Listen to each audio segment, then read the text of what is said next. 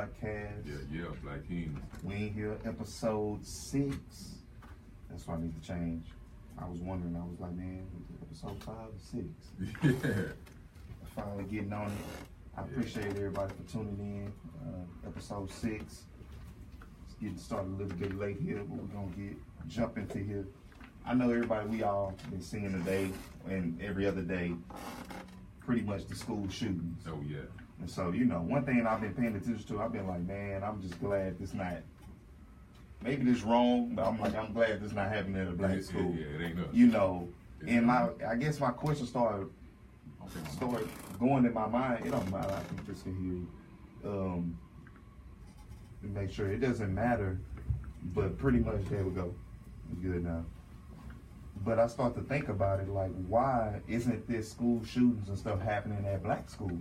Yeah. You know, I start to kind of question, like, is it white privilege? Like, what is it that they feeling that they have been missed out on? Is it black schools, or are we too heavily policed already? You know, I don't know. Maybe we was cool with the police at Yates. You know what I'm saying? It wasn't like a confrontation, don't get me wrong. I'm sure some people had their problems more than the rest, but, like, what is it? What do you think?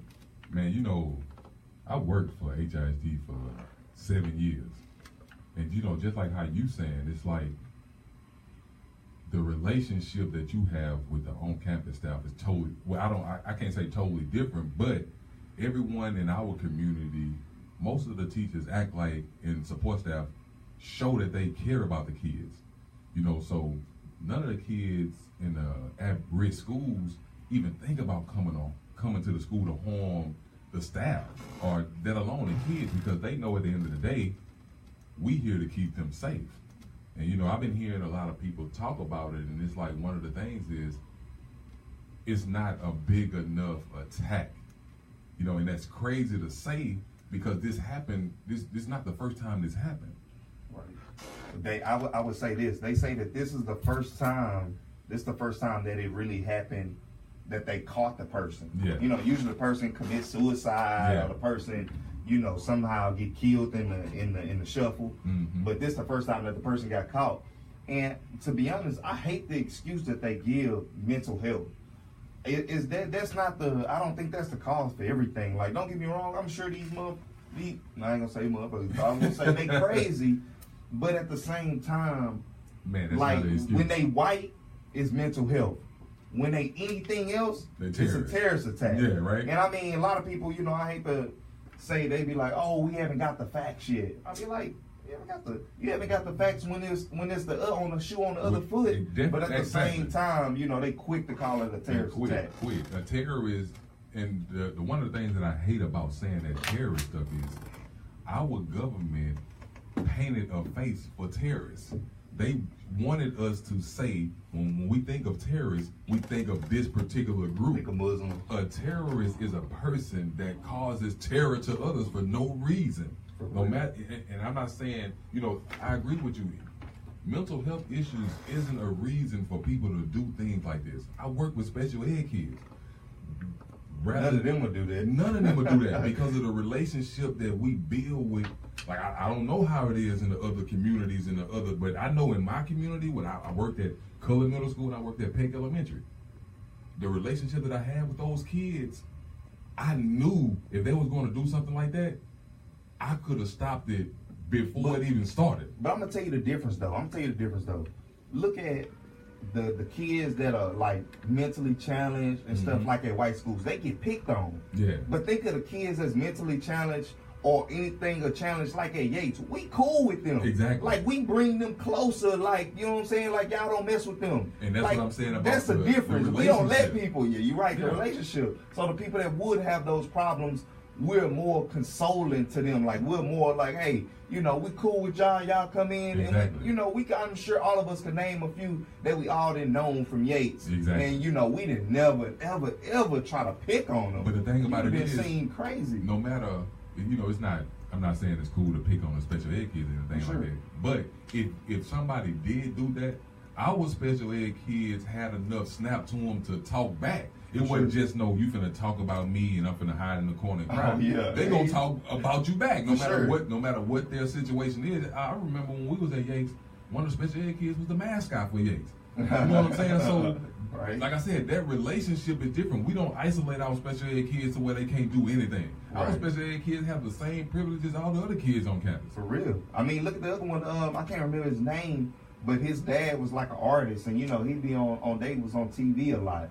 So I just think it's a difference on how we treat our special ed people. I think they more of a shun, and we more of a like, nah, we all good. Don't get me wrong. I'm sure there's some that probably get picked on a little bit, but at the end of the day, in the whole entirety, as far as our experiences, I can say that we brought them closer. Exactly. You know what I'm saying? We didn't shun them out. But I would say this: what I thought was kind of crazy is when I kind of said like, what make them feel this way? Do white people feel they losing? Because at the same time, this is just not students. This is like the grown white dude in Vegas. So what do you feel? What did they feel like that they missed that it's a disadvantage at? And I looked it up, and 2003. Now what's going on with the Trump administration? They're starting to go after these colleges like Harvard, Princeton, because this is the first year that the predominantly students that came in wasn't white. That whole you are getting in just because your grandfather or your dad went here. A lot of that is becoming out. So now that that's going out, they feeling like, hey, now you got more Asians, more Indians, more other people coming in here. Nah, they just more qualified on paper. You know what I'm saying? They doing the work. Getting a position just because of what happened in the past with their family. So they filing lawsuits against these schools and stuff like that because they like, hold on, something going on. It's the discrimination against white people. Like what? Like how is it discrimination against white people? But at the end of the day, they feel like, I read this one study, they said in 2003, the court expected after 25 years after that, that it would be no more use for, affirmative action. So they were saying like after, 25 years after that, it won't be no use for affirmative action in some of these institutions because we gonna be got our fair share. Like that's enough. That's crazy. Like, what do you? I mean, do you think they basically saying like after a certain period of time, like we don't need that no more. Like y'all good now. We done gave y'all enough. I mean, we equal now. Is the time? I don't know if we'll ever be looked at as equal. But when that time comes, it'll never be enough. That's that'll be. I don't even know what to compare that to, but that's just like you growing up and you get beat down every day. And then all of a sudden you're an adult and now that person say, you know what? Here. No, I'm still hurt.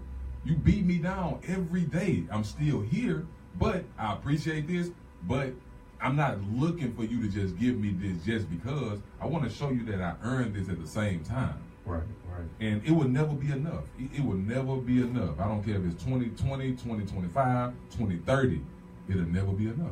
I mean, what I feel is, I just hate when somebody try to dictate the terms. Like you done bad to me and you want to dictate the terms on how I respond to it and how long it needs to be. I'm like, that takes you back to the protest. Like you can't tell somebody like, hey, this is bad happening to you, but I don't want you to respond this way because I don't like it. Exactly. Like then it's not a protest if you telling me how to do it. Exactly. Like I feel like my dad used to always say a famous saying. This used to be favorite. You like, you can't pee in my face and make me like it. Exactly. You know what I'm saying? You just can't do that. Like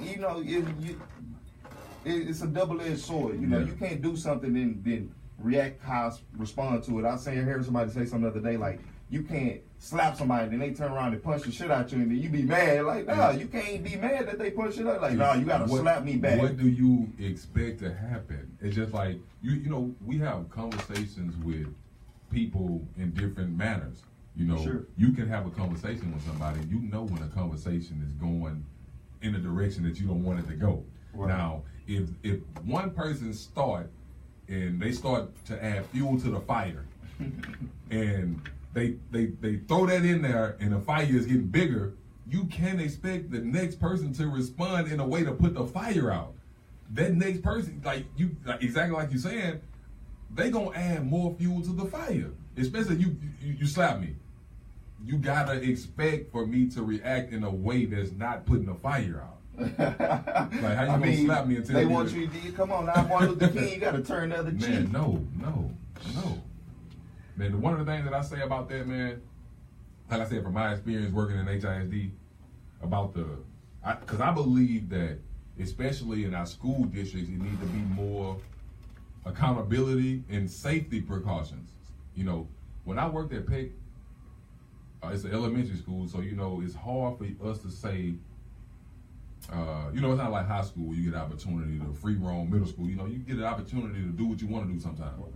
But at Peck, it wasn't no one door and you had instant access to the kids. You know what I'm saying? And I believe that every school, especially since these shootings is starting to happen a little more often, even if it don't happen as often, safety in the schools, no matter what school system it is, it needs to be there. They have you, they got the cameras and they allow you to buzz in. The receptionist buzz you in. Right. It's a door outside. So when you first walk up, you got to buzz. She gonna see you, ask you what can I do? How can I help you? Once she buzz you in, now you in a cubicle from the outside to the school, and you stay in that cubicle if it's school hours. There's no way you can get inside the school unless their receptionist buzz you in or you got a keypad. Right. I think every school needs that. Now, when I work in at Cullen, it's totally different.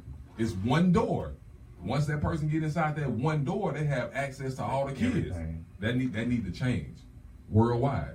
Right. I mean, I would put it like this. They said he was in there for, I think he was on the internet. He killed 17 people within about 13 seconds. Well, see, they say 13 minutes. Well, they say he walked in looking like a regular student. So I mean, he was a student formerly. Okay, so I'm thinking, did he go to class? Like how? I don't think he was still going. Okay, no, this is what I'm saying.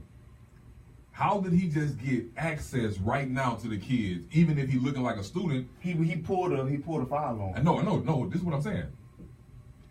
He pulled a fire alarm and everybody ran out the building, or did he do this in the school in the hallway? He was in the hallway. He was in the hallway. That's what I'm saying. So how did he get in the building? I mean, think about it like at Yates, bro. It's easy to walk in Yates. That's the problem. That's exactly what I'm saying. But how do you regulate something like that without having just more security? Because you got to think about elementaries are way more regulating the classroom at all times. You ain't leaving that classroom. High school is a little bit different. Kids everywhere. Did they even show up in the first place? See, that's what you don't know. That's what I'm saying. If you have that double door standard, right, no matter high school, if it's first primary, secondary, I got you. If you have that, see, he could have probably got through that first door. But in order for him to get to the door to access the students, he had to be buzzed in. And see, like, that's what I'm saying. Like, what about side doors? I mean, you can't do a double door at all. Man, you can't get inside of Peck Elementary, man, through the side door if you don't have a keypad or you get buzzed in. There's only one way to get buzzed in. That's through the front door on MLK. But I'm saying, think about a high school, something like Yates, where you got all these multiple entrance and exit places that you can park. How do you regulate that? You can't have a receptionist at every door. You got to make sure that the you just gonna funnel everybody to one door. See, that's what I'm saying. The entrance of Peck is you got to be buzzed in. The other doors you have to have a keypad. They not open. It's not. It's never going to be a time when you can walk around the school and this back door is open. Never. You got to make sure. Well, we can go into strategies all day. So, but why do you think? That is, what other reasons do you think that it doesn't happen in black schools? Like, other than just, I don't know. Like, will we have access to the same amount of guns?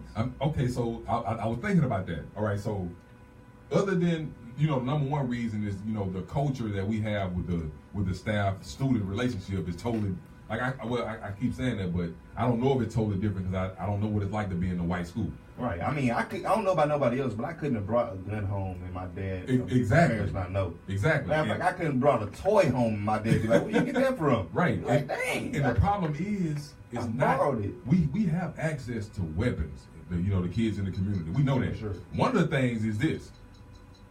I don't have to wait for you to be in school to do this.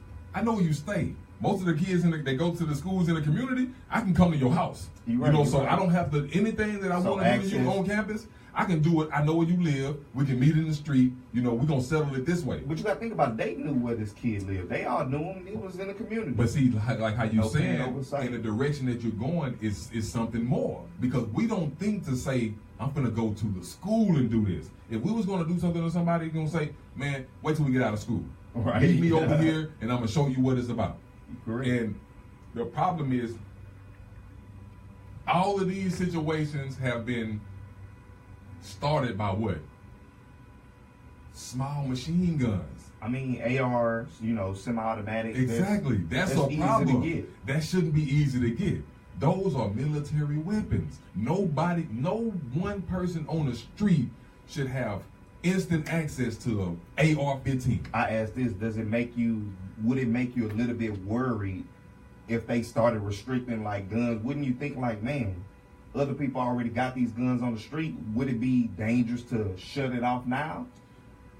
I don't think there's necessarily, you can't be too because safe. Because you have a lot of people saying now, like, I understand that you want to make it safe, but what about the thousands of guns that's already out there? We got to do a better job of not letting it get out.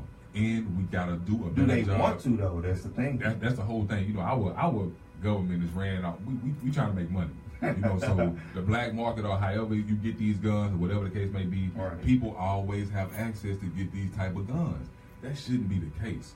You know, if I can get a permit to get my handgun license, that's cool. None of these incidents have been started with handguns. I mean, you got to think about it, but a lot of places, the handguns are even more ruled out, like New York. And that's crazy. You know, places like that, handguns are the most, but I think it's more of a concealed issue. Then you got to think about New York. Everybody is more on top of each other. Everybody's closer. Yeah. So a handgun seems more dangerous than a shotgun. Yeah. You know what I'm saying? Yeah. But out here, you know, more people feel like a shotgun, you know, you can wave it around. But I think Texas is going to be a little bit different and a little bit fight. Because I put like this, I was working with State Representative Harold Dutton. Okay. Of precinct, I think District 147. Yeah. And one thing he said, he was like, man, one time I implemented and these gun laws, like I wanted to put a bill out there to restrict some of these guns. He was like, man, I received so many gun threats.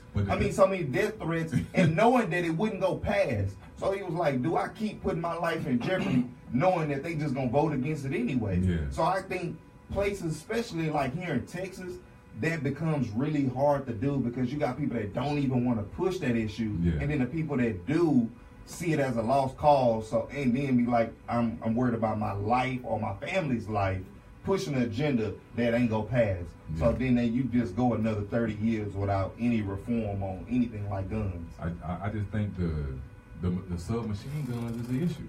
You know, nobody should, especially this boy 19 years old. He went and got an AR-15. That was too easy. You don't have to be 21. That's like I said. So how is it that these people are, whatever age they are, just have instant access? And he wasn't even a student. So and then you can see, and that's the thing that they're trying to talk about, this mental illness stuff.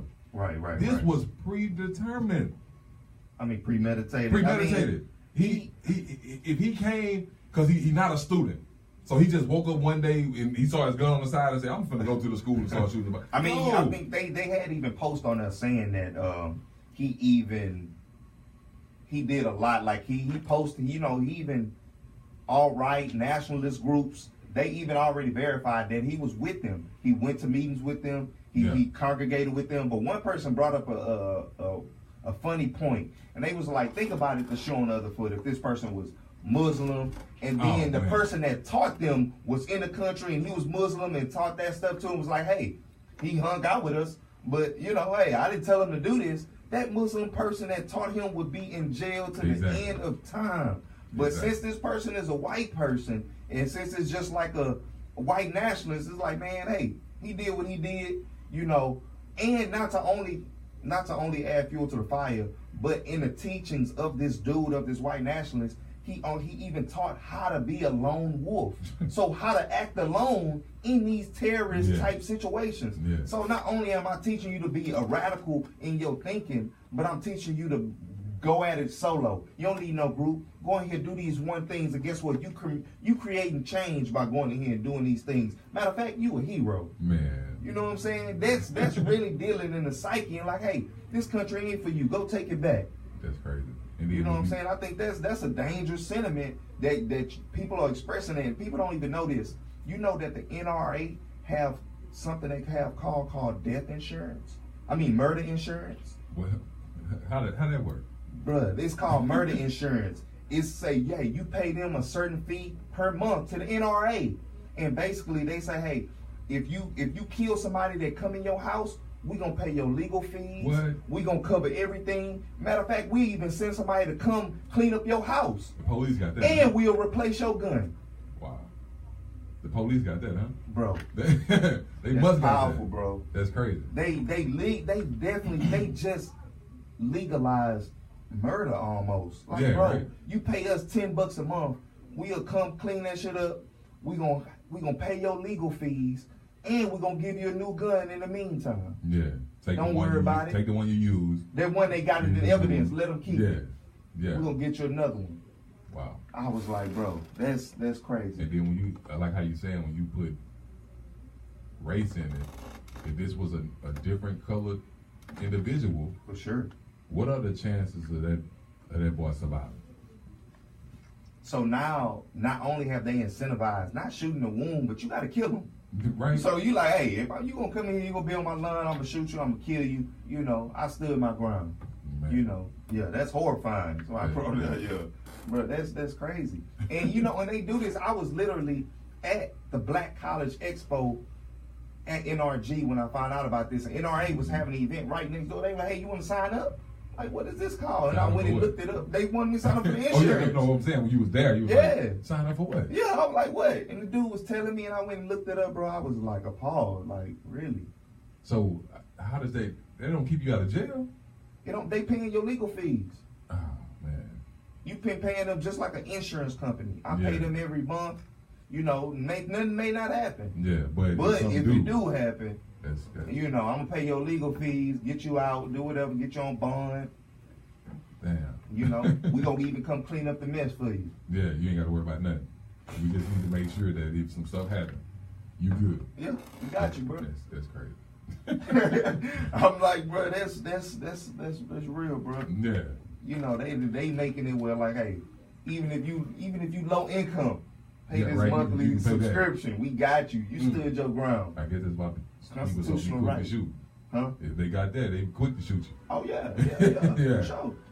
You know, they stand your ground. They're like, Yeah. this ain't even a stand your ground state. Yeah. They don't even care. This ain't even the same situation. Like I said, it's crazy. Like, I don't see how he had so easy access. I know it's a high school, and then he pulled the fire alarm. Hold on, did we have fire alarms outside, like on the building? I can't You remember. had to be in the building. That's what I'm saying. Like, how did this young man get in the building undetected? Nobody seen anything, and he just pulled the fire But you alarm. know, the ARs, they can be easily, you know, Yeah, if but- you know he connected, disconnected, but I put it like this. I'm gonna tell you even one crazy thing. They knew this dude was crazy. I heard that he wasn't even allowed to come to school no more with a backpack. That's what I'm saying. The moment They saw told this him, man, like, you can't even come up here with a backpack. the moment, No more. The moment somebody saw him in the front, there should have been a red flag immediately. I wonder how many years he was out of school though. You They know, say that he could was play a 19. difference. He was 19. All right, so he could have Probably been 1, 2. Yeah, one. But Was you good. know, if you the receptionist, if you work at a school, if you a teacher, if you work in the kitchen, if you, like I said, no matter what you do, if you a crossing guard, Right. you know, man, I know that boy. Did that boy graduate last year? That's the first thing that you gonna say. For sure. You know what I'm saying? Especially if they But I say think him- we gotta stop using. I think we use our scenarios like Yates, Yeah. and I think we use a little bit more close knit than most Yeah. campuses or most school. Because I ain't gonna lie, I see a lot of people even when we got to college, they'll be like, "Man, I couldn't wait to get out of high school." I'm Yeah. like, damn, I miss Yates. And see that, but But you if know, you see us back at Yates, is something got to be going on. yeah, It ain't just gonna be no. Man, why he up here? It's got to be something going on. So Right. with that being said, somebody should have. It should have dawned in somebody's head. They probably didn't think that he was gonna do it to this do something like this. Right. But the moment you saw that kid, it should have raised a red flag for somebody to say, "Hey, what you doing here? What can I do to help you?" Because you know he probably is a student. You ain't just gonna automatically say, "Hey, get out of here. You don't supposed to be here." But you would have stopped him, slowed him down, and you probably would have, I don't know, just depending on what his mindset was, you probably would have got into an altercation with him right then. But it would have prevented a lot of innocent and other people from losing their lives. So you like, hey, you state the sacrifice, you would have died, but it's cool. Man, look, when I worked at, like I said, when I worked at Cutler, man, I'm the first line of defense. I'm out there on the corner. You know what I'm saying? So in the morning, I'm standing out there by the gate watching every kid walk in. Right, so right. if a kid wanted to do something, you know, we had one security guard on campus at Cutler. Oh yeah, dang, just One or two, maybe two on a. It's got to be a bad day for it to be two. You know what I'm saying? When they pulled up. Yeah. But I was the first line of defense. So if a kid looked suspicious, man, I had to break up so many fights on the corner, man. Like, cause you know how Cullen is. The gate, they let the kids in right there. Yeah, I'm right there. So I would have been the first line of defense. If I would have saw somebody that didn't belong here, I could have easily echoed, "Hey man, what is so and so doing?" Maybe you waited till after the bell rung, everybody was in. And see, that's what we don't know, because like I said, how did he get in the building? But he pulled a fire alarm to get them out. Did he shoot them in the hallway? Did he shoot them outside? Because if he had to get to a fire alarm, I can't recall no school where you walk in the front door and it's a fire alarm right there. The fire alarms are normally what a population is. Well, now they talking about oh, we need metal detectors, and I'm like, Not necessarily. It's gonna be you ain't gonna put a metal detector on every door. In California, schools have that. Everybody got to come, and this is what I'm saying. Everybody has to come through one entrance. Right. So it's not like we sneaking through the back and see, those people at those schools do a great job of making sure the other doors are not open. They force you to walk through the front. You got a metal detector right here. A cohesive effort. It has to be. It has to be. But no. I mean, with that being said, it's so many different reasons I'm sure people can commit this. To be honest, I'm just glad it ain't no black people. Please don't let no black people do this. Man. Don't prove me wrong. You knock on wood somewhere. Yeah, right. But nah, on the real, I think we just got enough stuff happening. We don't need that stigma on us. For sure. I don't want it to happen to nobody else, but at the same time, I don't want it to happen to us. Yeah, it's unfortunate, but we fighting so many other battles. For sure. So our kids, on the first level, second level, even the high school level, that's like one of the last things that we probably thinking about. I'm gonna bring a gun to school to shoot my classmates. Because 9 times out of 10, even if they're not a student anymore or they still go there, it's a lot of friends that they still have on campus. Right. And I can't believe that just because this kid had a disability that caused him to do this. I mean, and I hate how the media always try to, like how you saying, the media always try to make it seem like when it's somebody else or when it's a white person or something, it's got to be something wrong with them mentally. Right. I mean, I put it like this: you can just look at what the comments was coming from the students that they had. The students will tell you everything. Oh, we been thought he was weird. Yeah. Oh, he always never did this. Oh, he was that. That's gonna be the stigma. So that showed you how they thought of him already, how they treated him. Yeah. So product of his own environment. And see, even with those warnings, you see, since stuff like this don't happen often, they didn't do nothing about it. They just like going to the school, and I've been in situations like this to where we'll suspend a kid over and over and over. Right. And rather than dealing with it after the first or second suspension, you continue to let it build up. Now somebody is hurt. Right. So I think we need to take more precautionary steps to handle situations in its early stages. And as a parent, I'm not a parent, but as a parent, I wouldn't have a problem with if we going through necessary steps to continue to keep my kids safe. Right. Because the last thing that you're thinking about when you're sending your child to school is that, do the other kids have guns? You know, that's the last thing that you're thinking about. Most of us drop our kids off. We think in our mind 100% without a doubt that our kids are safe. I mean, you would hope so. You would hope for so. sure. I mean, but I would say that, I mean, we can always go back and forth on what we think on that. Now, I just hate that, you know, that there's something, unfortunately, that has to happen, you know, in America. Yeah. Is it going to bring change and reform to guns? I'm not sure. Man. I really doubt it. I haven't seen. I think if it comes through Donald Trump, it's not going to happen. You know, I just think that rile up against his base too much. There's something he don't want to rock the boat on. I think he'd rather stay on immigration and everything else. Yeah, but right. we're going to take a short break here, and then we're going to be back here with our current events. And then we'll come back with one more topic. I appreciate everybody tuning in. Yeah. We'll be right back. Yeah. Interact.